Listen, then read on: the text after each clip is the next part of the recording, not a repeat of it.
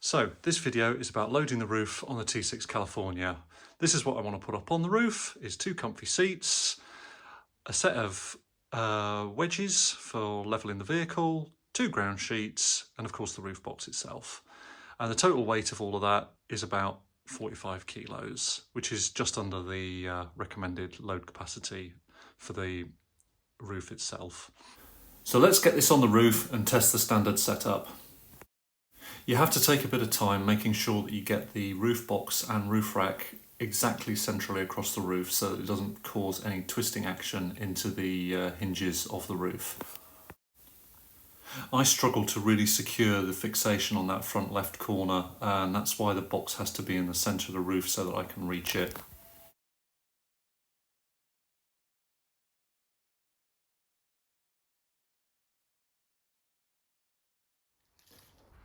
So I'm going to now attempt to lift the roof, and I guess it's going to sag down, and it's slightly unfair, this test, because the temperature tonight I've checked on my weather station is 4 degrees, and of course the dampers are quite weather dependent, so obviously on a hot day and 40 degrees they'd have a fair amount more performance than they've got today, but I'm not waiting until the summer to do this, so yeah, let's test it out.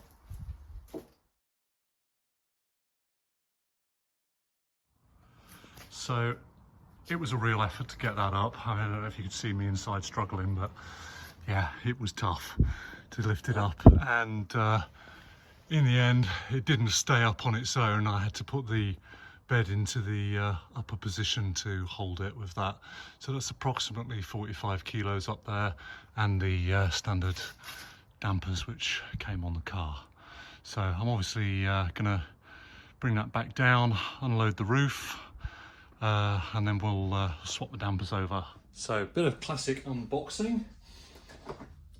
So I chose to buy the new shock absorbers from Terranger here in Germany. A couple of reasons for that. Main one being is just that they offer a tool which you can rent for the very reasonable price of €10 to fit these shock absorbers and make that job hopefully a little bit easier, and that's what we're going to demonstrate today. So what's in the bag? So we've got some nice catalogue, some stickers for that later.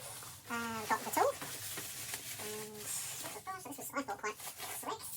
So it's got a sort of ring that is going to go around the clip onto the shock absorber, and then it's got this piece that then bolts obviously onto the piston.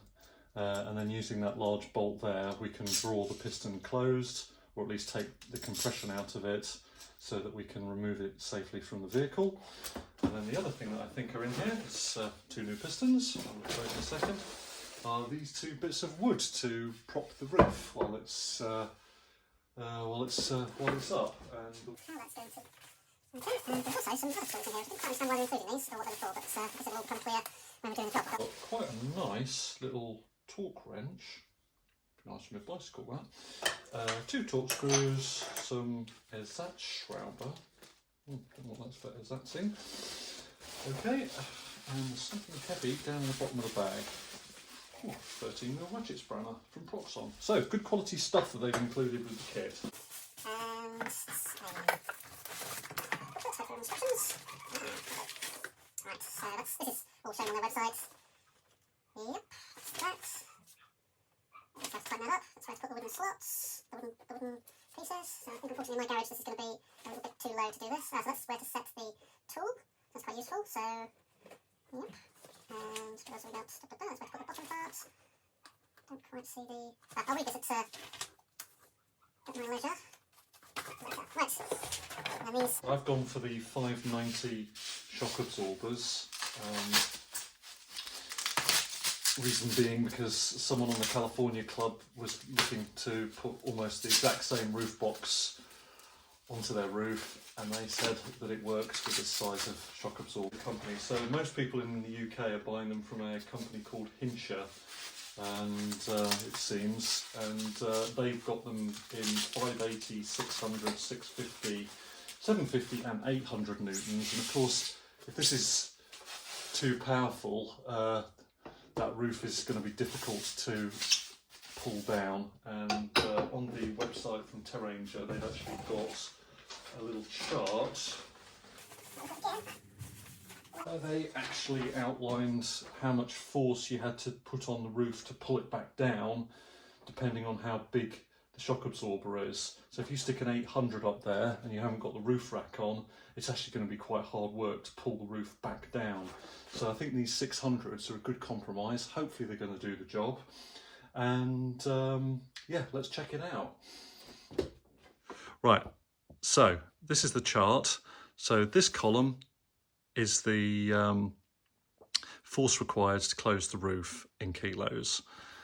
This column shows the size of the damper that you've got fitted onto the roof, and then this column is a description of how the roof is loaded. For me, the interesting section is this one, second from the bottom, because that's how I'm going to set my roof up. I'm going to have 50 kilos in the middle of the roof, and I'm going to have to I've got the 590 absorber, and it's going to take 9 kilos to pull the roof down. Interestingly, without any load on the roof, the same damper installed, I'm going to have to put on 37 kilos of force to bring the roof down. And it's not such a problem because that force only needs to be applied in the main section of the damper. As you get closer to the bottom where you need to close the roof, the damper isn't actually doing anything anymore, and so it's not fighting against you, or at least I'm hoping that's the case. This also says on this second section here that if you put 30 kilos of load and you load it towards the rear of the car, you won't, and use the original damper, which is a 450, you only need to put 10 kilos of pull force. And what that means is that if you actually push the box back to the rear of the car, you don't necessarily need to change the shock absorbers. The problem with doing that, for me, is that I can't then get the roof box off of the car without a ladder. And I don't want to take a ladder on holiday with me, so that's why I want to mount it in the middle of the roof. Because from the middle of the roof, I can still get up to the mounting points by standing on the rear tyre and on the front seat, and I can reach them and remove the roof rack and the roof box. So if we settle somewhere and I want to take it all off so that we can get into car parks more easily, I can do that and leave it at a campsite. This is how I climb up to the roof to get that difficult to reach front fixation. I'm super careful climbing on this because honestly I don't really trust it that much to not damage the panel. Now I'm going to fit the new dampers to the car and see if they can take the load better.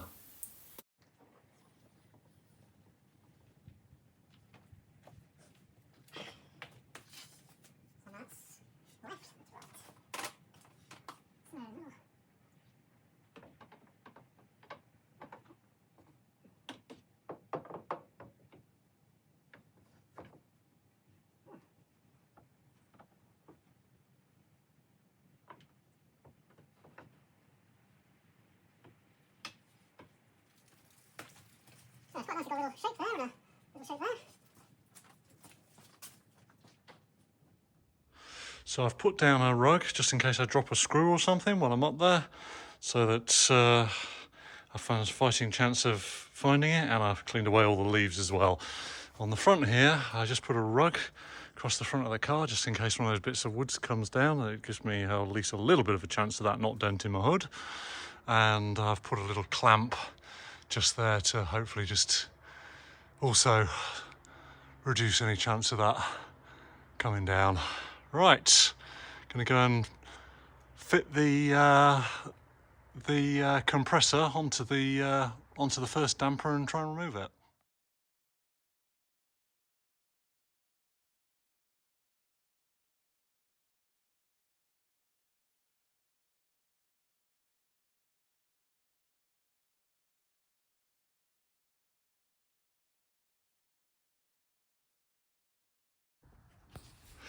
Okay, so that's it installed in position. So it says in the instructions, the first one to tackle is the upper connector and then come down and pop off the lower one. Okay.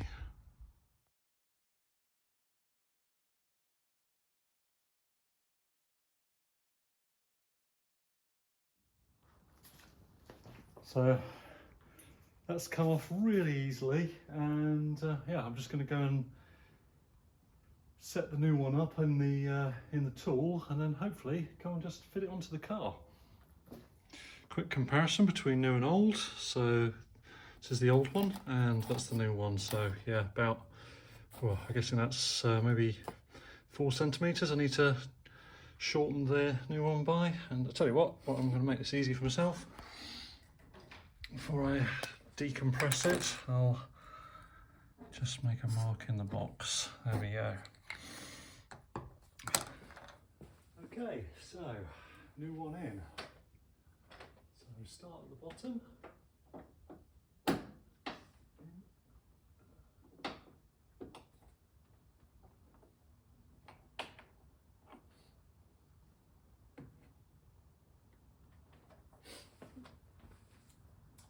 So obviously 93 was a touch long.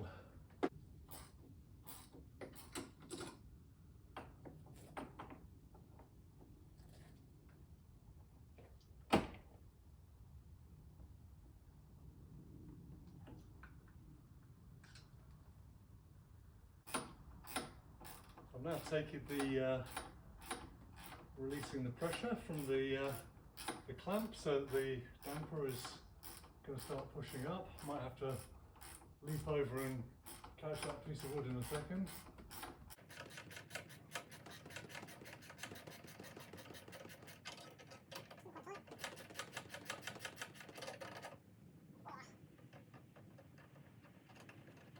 It's now not doing anything.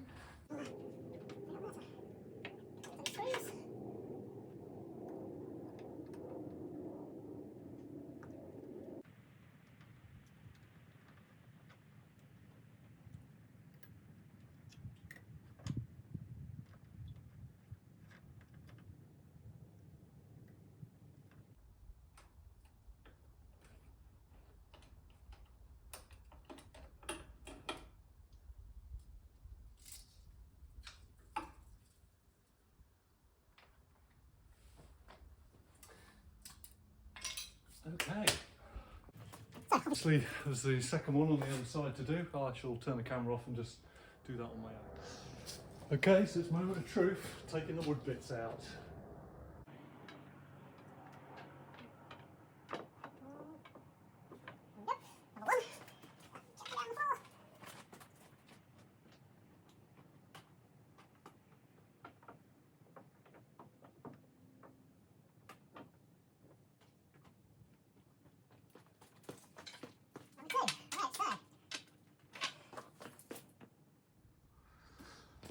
Right, so this is where I try and pull it down. So in theory, I'm going to need to put 37 kilos to pull it down.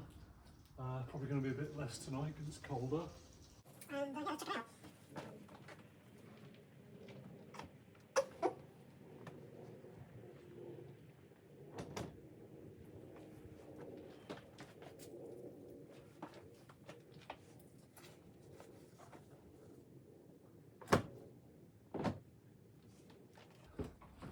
Oh, no problem with that.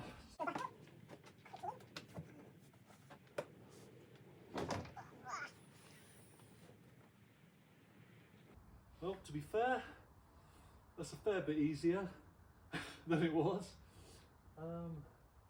Yeah. So, in the interest of fairness, we've got the exact same stuff in the roof. I'm just going to shut that down and then attempt to push it up.